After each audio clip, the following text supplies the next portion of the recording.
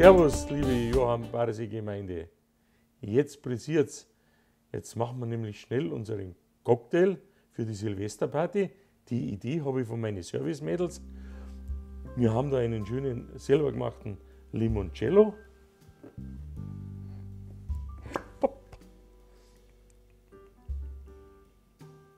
So, und da spritzen wir eine Limette drüber. Und das gießen wir wieder in Sekt oder Prosecco.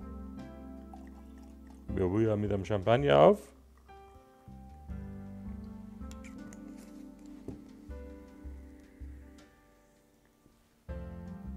Und schon ist der Cocktail fertig. Und wer dann auf den Geschmack gekommen ist und ein bisschen mehr trinken will, aber vielleicht nicht ganz so stark haben will,